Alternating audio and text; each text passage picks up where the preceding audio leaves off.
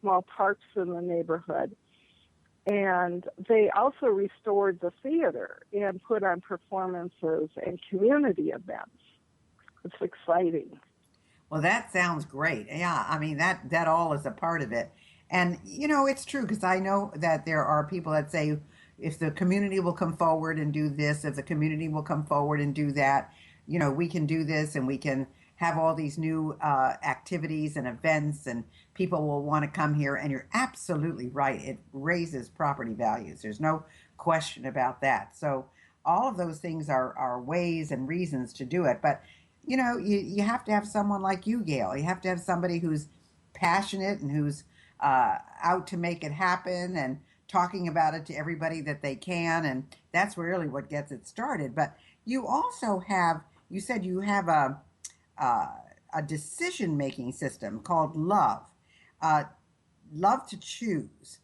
Tell us what that is all about.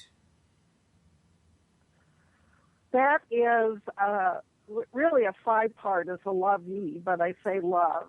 And it's all about training teens, which they don't have that frontal lobe, and it's training them into making good decisions, but it works for everyone. It's So, it would take too long to explain at this point.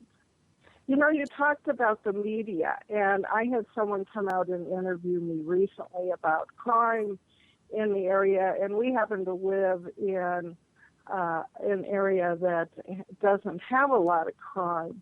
But I told her about an exciting thing that we are doing. We're trying to find organic ways for people to meet. And we created something called hashtag Front Porch Friday.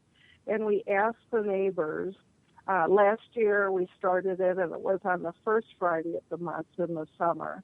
And this year we're going to have it on the second and third Friday. And what we ask them is to get out of their homes on those Fridays and between 5 and 7 and talk to their neighbors. One neighbor is going to have a keg. Last year we had a neighbor who's in a band. There are three of them that got together and entertained us. And so you just kind of knock on doors, and we don't have many front porches in our neighborhood, unfortunately, but you just sit out in the front yard or walk around the area. It's really fun.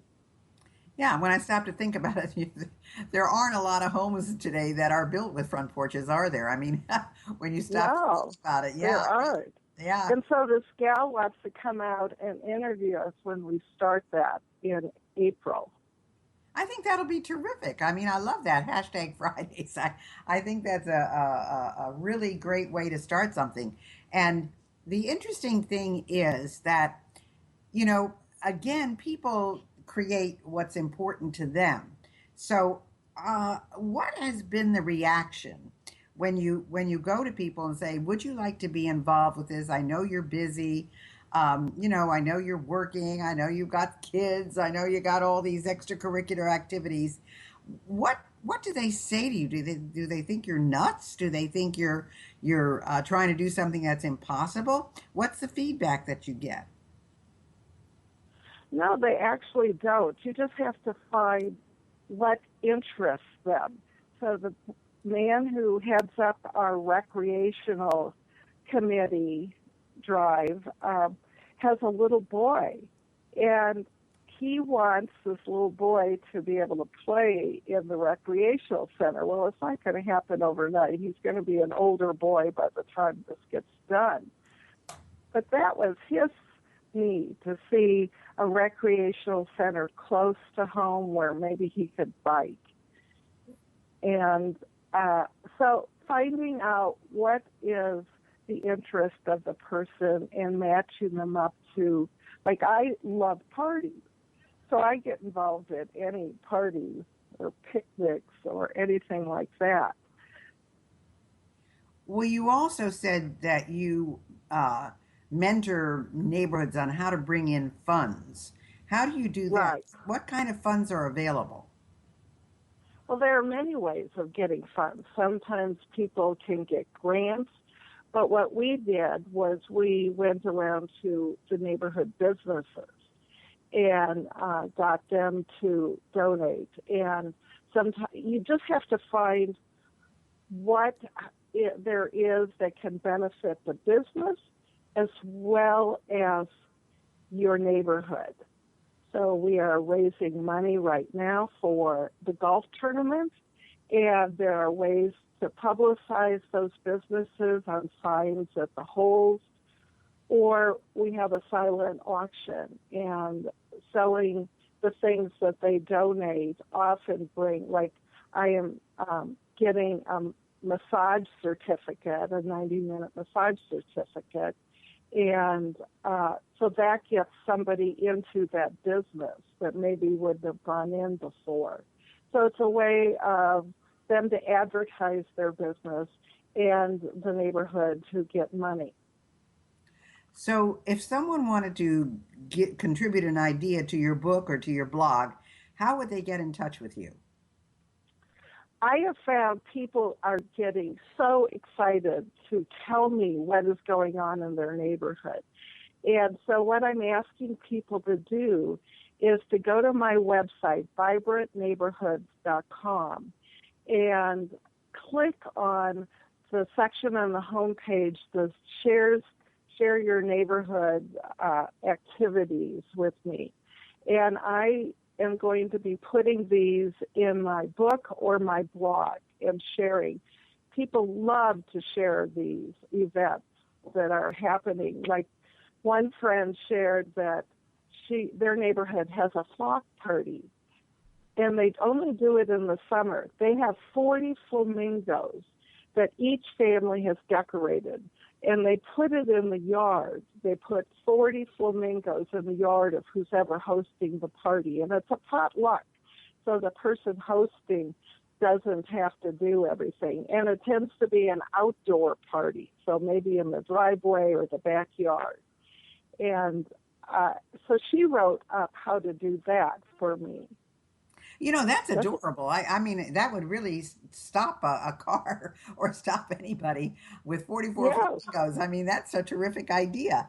So if people wanted to get in touch with you, or besides contributing to the book or the blog, they would go to vibrantneighborhoods.com. Is that right?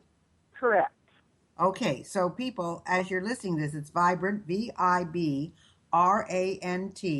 neighborhoods, neighborhoods.com, vibrantneighborhoods.com.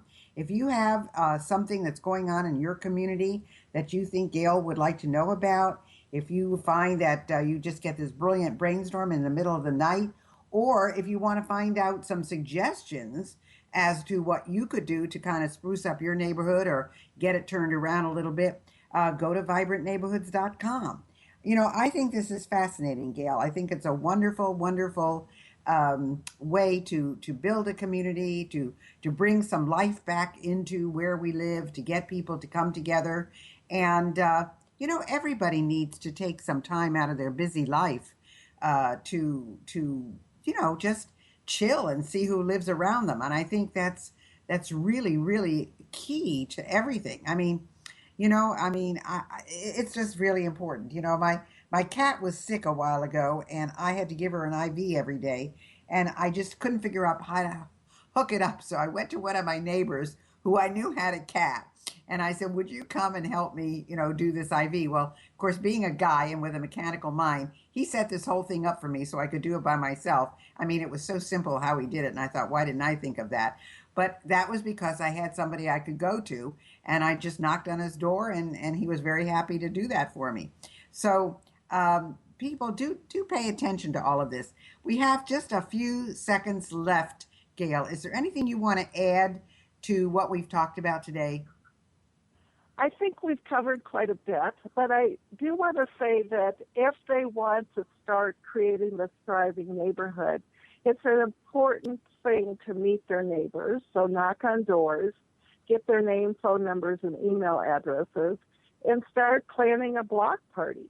And on my website, I've got a 12-page article on party ideas. It includes everything from themes for parties, refreshments, activities, and even has community service ideas. Wow, that's great. There you have it. My guest has been Gayle Rodgers. Her website is vibrantneighborhoods.com. Thank you for listening, and remember, go invigorate your neighborhood.